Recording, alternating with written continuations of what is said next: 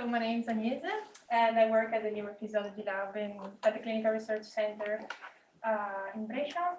And before starting, I would really like to thank the organizers for this very small conference, but I'm really happy to be here and I really enjoyed the talk so far. In this talk, the work I'm going to present you is really recent. It was published just a month ago. And here, as I will show you, we suggest that a very early component of TMS evoked potentials that we call M1 P15 can represent a cortical marker of transcallosal inhibition. And to start, I would like to focus on the word pre-registrant. As you probably know, pre-registration is a strategy to improve reproducibility and consists of definition of a research plan and the upload of this research plan on an open repository before the collection. And I think it's a really powerful strategy because not only it allows to mitigate the problem of the undisclosed analytic flexibility, but also other issues for reproducibility, such as the confirmation bias, hindsight bias, or making hypotheses after knowing the results, or also the pressure to publish no matter what. So, however, the pre-registration is not a popular strategy in the TMSG field, but I hope to convince you by the end of this presentation that it's something that we can really do. So the work I'm going to talk to you about arises from a previous study, so I'm just briefly going to present you the main findings so it's easier to understand the rationale. In this previous work, we recorded TMSCG under different experimental conditions during an ipsilateral silent period paradigm. As you may know, the ipsilateral silent period is a peripheral measure obtained after stimulating the primary motor cortex, and it's believed to reflect transcallosal inhibition. So here we recorded TMSCG, both stimulating the left and the right motor cortex, and also while participants were performing either a finger tapping task with their contralateral hand, or their contralateral hand was just at rest. So here are the TMS evoked potentials we recorded. We focused on a very early component that we call the M1 P15 because it arises about 15 milliseconds after the TMS pulse. And as you can see, it shows a quite consistent pattern of topographical pattern of contralateral positivity across all the conditions. So our hypothesis here was that M1 P15 could reflect transcallosal signal transmission between motor cortices. And as we didn't observe a difference between the different experimental conditions in the analysis I'm going to show you, we consider all the 4 measures for each participant by using linear mixed models. So the first aim was at testing the association between the microstructural integrity of the corpus callosum measured by DTI and the latency of M1P15. And what we found was that the greater diffusivity along the fibers of the corpus callosum, the shorter, the earlier the M1P15.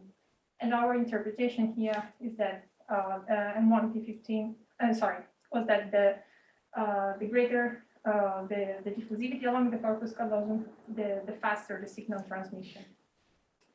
And interestingly, this was specific for the body of the corpus callosum, so the section connecting the 2 motor cortices. Then we tested the relationship between M1P15 and the ipsilateral silent period. And here we observed a significantly positive relationship, so that the higher the amplitude of M1P15, the greater the ISP magnitude. And so the idea is that M1P15 could reflect the amount of transcallosal inhibition. Finally, we also explored the behavioral relevance of this very early component on a task requiring the exchange of information between the two hemispheres, and for which the timing of this exchange of information is really important. So the task we chose was a bimanual coordination task.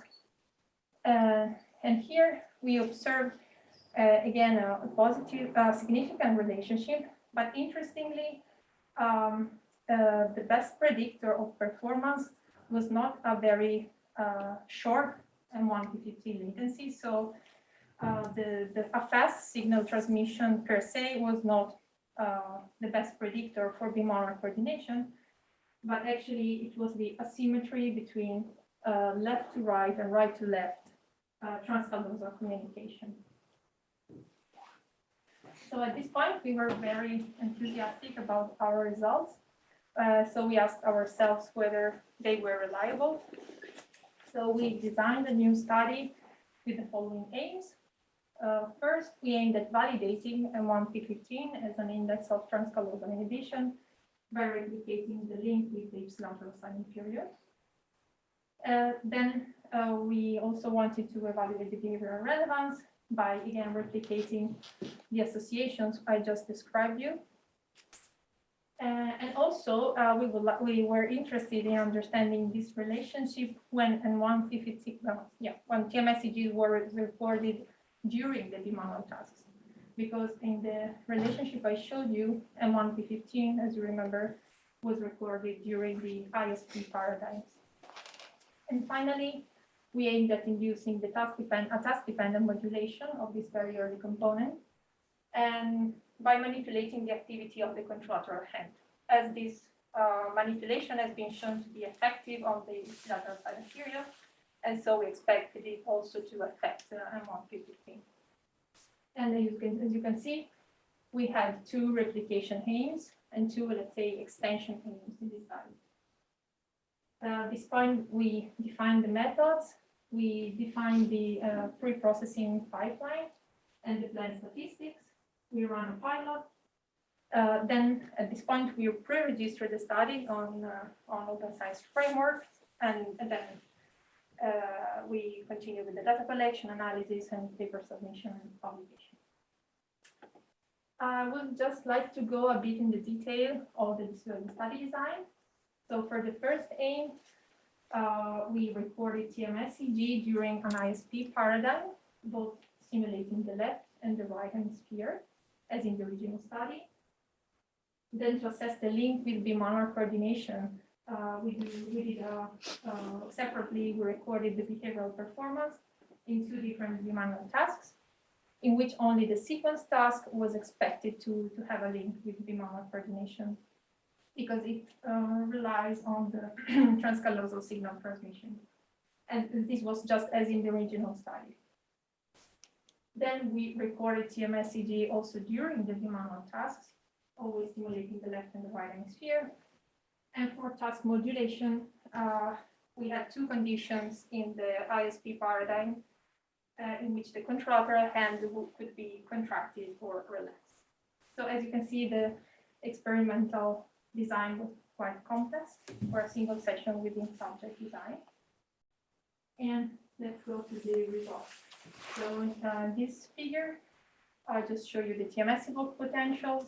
And what I want you to look at is that the M1P15 topographical pattern is similar to what we have found before, so a consistent pattern of contralateral positivity across all the conditions.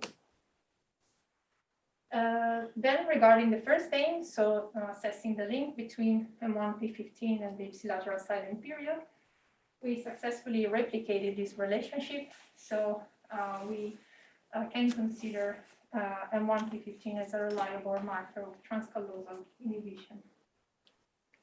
On the other hand, when assessing, replicating the link with bimanual coordination, we were not able to replicate the previous finding, even though the analysis was exactly the same. And we observed null results also when M1P15 was recorded during the bimanual coordination tasks. And finally, regarding the task-dependent modulation, also here we did not observe a modulation of M1P15 depending on the activity of the contralateral hand. But importantly, we did not replicate the modulation of the ipsilateral silent period either. So in our view, it makes sense that if the ISP is not modulating, then also the M1P15 is not modulated. And they are believed to reflect the same mechanism, except that the M1P15 is cortical and the ISP is peripheral. However, we did observe a task modulation of M1P15, and this was achieved by means of an exploratory analysis, which means that this analysis was not pre-registered. So we presented it in the paper as an exploratory analysis. And here we observed a significantly higher M1P15 when participants were performing the sequence task compared to the tapping task, so a different amount of task. So to sum up, M1P15, we think that these findings suggest that M1P15 can effectively be considered a reliable and cortical marker of transcallosal inhibition between the motor cortices. However, further evidence is needed to understand the link with bimotor coordination and also the effects of contralateral hand activity on the interhemispheric inhibition. And finally, I think although it was exploratory, the task-dependent modulation, I think it's an interesting result because it also supports the non-artifactual nature of this component. And this brings me to the point that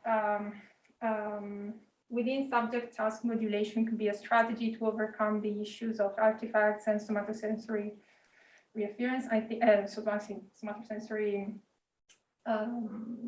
artifacts and contaminations. But I think, yeah, we have already talked a bit about this, and it may not be the case for every protocol.